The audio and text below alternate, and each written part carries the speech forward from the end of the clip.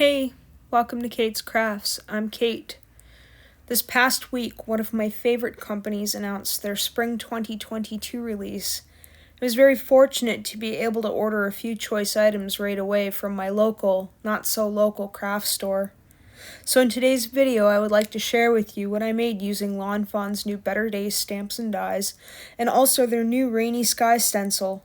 I will also be experimenting, again, with some stamp masking and partial die cutting. Let's get started. So here I've got the Thought Bubble stencil that I'm going to use for clouds because I haven't gotten the cloud stencil yet, and I don't even think I own any cloud stencil for that matter. But I'm just going to stencil in some of this Mermaid Lagoon to create layers of clouds. And once I've got that all the way close to the bottom, but not quite, I'm going to go back in and kind of soften out those lines a little bit on the bottoms of the clouds, blend them into the white. Once I've let that dry for a little bit, I'm going to take this Rainy Sky Stencil and I'm going to stencil in some raindrops, make it look like it's nice and rainy. And once I've got that all done, I get to peel and reveal. I like this part. It's so satisfying.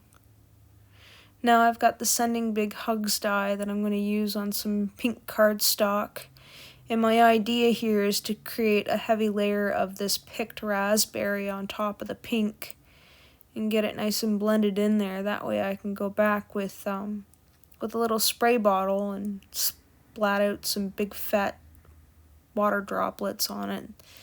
And then once that's sat for a second, I'm going to take that paper towel and I'm going to pick some of that up. And what that's going to do is create a bit of a tone-on-tone look. And once that's dry, I'm going to use that die again. And I'm going to carefully peel it out because it's still a little bit damp and I don't want to rip it. I'm going to set that aside. And now I'm going to take some of that big bright green paper that I have and I'm going to use the grass border to cut it out. And from there, I've got some Lucky Clover that I'm going to darken around the edges just to kind of give it a little bit more dimension. I'm going to end up stamping in with some extreme black ink, Miss You, and I'm going to go over it with this Wow and embossing powder that's got a little bit of a sparkle to it. I don't know, there's something about this embossing powder with a little bit of black ink that just makes it look that much more magical. So I'm going to take a brush and kind of get rid of some of the excess sparkle, although I really didn't need to because what's more sparkle? Yes, what's more sparkle? Of course. So I got the heat tool here. I'm going to heat a little bit of it from the back to get it going, and then I'm going to heat it from the front. And that's going to melt it all pretty and sparkly. And here I'm going to mount it onto my clouds stencil paper, and I'm just going to check with that Big Hugs to see if that's exactly where I want it. Here I've got the inside out rectangle die stitched border thing that I'm going to cut a panel out of for an A2 size card, I believe it was. Yes, A2 size card. I can't speak today, but that's okay. Some days you just can't. So I've got both those papers in that die there, and what I'm going to do is I'm not going to pull it all the way, but I'm going to lift it up so I can keep that green where I need it to be. So I'm going to add a little bit of glue to the back, make sure that's nice and sticky, and then when I flip it over, I'll just pull it all out without like really moving that area so I can keep it on point. And here I have got a Sakura glitter pen, and I'm just going over those raindrops just to give them a little bit of shine and sparkle. Kind of make them look like they're a little bit wet. Next, I am going to stamp out some mice from the Dandy Day set. And I'm going to use those for the front of the card. And then I've got the heart and the rabbit from the new Better Days stamp that I'm going to use as well for the front of the card. I'm not going to go overboard with stamping today, but you'll see what I get into. It's quite neat. I probably make a little bit more work of it than what it needs to be, but it was an experiment for me and I wanted to try it. So here I'm kind of taking the purple tape that I've got. I'm going to go over that dandelion. and make sure that part of it's nice and covered here. And I'm going to take my extreme black ink because that's what I have and that's what I like to use. And I'm going to ink that down a couple of times, but I'll only show you once to save time. So now what I'm going to do is I'm going to take the heart balloon right here from the Skunks add-on, from the Valentine's Day Skunks, and I'm going to kind of position it over where the dandelion was going to be. And I'm going to take that purple tape again, and then I'm going to tape it and kind of mask off the bottom of the balloon so I don't get the balloon part bottom showing up. The string it is. That's it, the string. Yes. I told you I can't speak today. So I don't want that string tape on there, so I take it off and then I stamp it down. So now it almost looks like he's holding onto a heart balloon instead of a dandelion. So here I'm kind of lining up where that dandelion would be cut, and I want to make sure that that's not where I end up cutting, and that's where I'm going to stop. So the trick of this is, from what I've learned, is if you take the edge of your cutting plate like this, it won't cut into the paper past that plate, so you can run it all the way through your die and you'll be fine. I just leave that yellow tape there to kind of keep my guide on to where I don't need to be cut. Now here you want to be careful when you pull it out because you don't want to rip it because it's partially attached to the paper and it won't cut out all the way.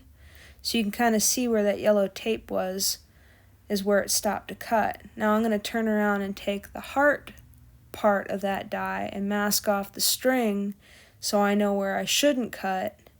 And then I'm going to cut the rest of that out. And you'll see here in a minute. So again, I'm lining up the part that I want to cut underneath my cutting plate. And I'm running that through the die press. Move that out of the road. And this is where you want to be careful because you're still going to have a little bit of the paper attached to itself that didn't cut out. So you'll see right here that I got just a little bitty part that needs to be cut out. So what I'm going to do is I'm going to take a little scrap piece of paper and I'm going to take this little tiny craft knife and I'm going to hand cut the itty bitty part of it just so I can get it off there. Now I'm not cutting too fancy, I'm just trying to connect the lines here just enough to where I poke it out. You don't want to force it out because you don't want to rip into your paper or your image. You want to be delicate about this part. And there you go. Looks like it was actually one stamp, one die cut. So now I want to do the inside of the card, and I'm going to use the Better Days stamp sentiments that were in the card. You'll see here in a minute what they read. So I stamped that out a couple times and I decided to put the bunny inside. And here I'm going to color in with some Copics. I got a C5, a C3, a C1. And I'm just kind of going through the mice with the C5, getting all the shadows in. I mean, you could skip this part if you want. I'll try to remember to put a timestamp in when I upload it onto YouTube. Some people don't like coloring. My mom could do without this part when she says she watches my videos. Thanks for watching my videos, Mom. Just thought I'd put that in there. Anyway, I'm coloring in the shadows with the C3. I'm trying to blend them out and create dimension with the little mice. I absolutely am smitten over the mice and the stinking cats and the skunks. But these mice, I wasn't sure at first because it was like, meh, they were mice. But once I got my first set, I was like, oh my god, they are mice. I must have more. So now I've got the C1 that's coming in here and just kind of blending all that out like I usually do. I really like the gray tone markers, the cool grays as they call them. I don't know, I think they're probably my favorite gray. And here I got some E17, E15, and E11 that I'm going to do the bunny in. They're kind of like a reddish brown. I mean, the E11's more like a light beige, but I do like the reddish brown of the E17 and the E15. I think there's an E13, but I don't know what it's called. That's on my list to get. I don't want all the Copic markers, but I want quite a few handfuls. But I try to get a little bit when I can when I find them on sale. So once I'm done with that E15 and blending out all that E17, I'm going to go back in with the E11 to kind of melt that all in together like butter. I like this color combination. It's so soft and cute, but still bold and dark, but not too dark. Really makes the bunny look cute. So here I've got some of that E93, and I'm going to put that up in the ears. And that is a tea rose, I believe. And on the bellies too. Can't forget the bellies. And then I'm going to go in and blend that in with some R20, because it kind of matches, but kind of not. I think the tea rose one is a little bit more orangier than this one. And you can't forget the cheeks. I think putting cheeks on some are cute. And then next, oh yeah, the hearts. I believe that one is an R85. It's one of my darkest R85s. I really like this color, especially with the ones following it to kind of blend them out. The R83 and the R81. I recently got some of these for Christmas from my younger sister. I was quite pleased with the colors that she picked out for me. She knows me too well. That, and I gave her a list, so I hope she'd know me well enough. Anyway, I'm just kind of blending these out to, make them pretty and stuff. So, I thought I'd take it one step further and color in the bunny on the inside. Now, what I failed to remember is that these Copic markers will go through certain papers if you're too heavy-handed, and I had a bit of that problem on the back side. It wasn't too substantial, but it was enough that warranted a big black stamp on the back after I had completed these cards and was ready to hand them over to their recipients. Whoops. Yeah, I told you before, I can't speak tonight. It is getting late though, but I thought I'd get it done now or never. Anywho, here I've got some more of that E11 just to blend it all out. I kind of use the same color combination as I did on the front. I didn't go too dark with the darker one. I think that was the E17, but I find that depending on your paper will depend on the type of blend that you got. I don't get too good of a blend on this type of cardstock, but I also don't really color on my card bases like this too often. I just wanted to add an extra little touch to this one. And there you go. How cute is that? Okay, here's where I didn't make too smart of a decision. I want to layer that pink on top of the black, but for some reason I decided I was going to put glue all over the black, and here's where I think, no, that's not a very bright idea. Why don't you try doing it on the back of the pink? That way you won't get any excess glue on that black, and that would be a smarter idea. Because I had to recreate this card 4 times, because the 3 times that I recorded it, I had a lot of technical difficulties. One, my phone camera didn't record the whole thing and cut out close to the end.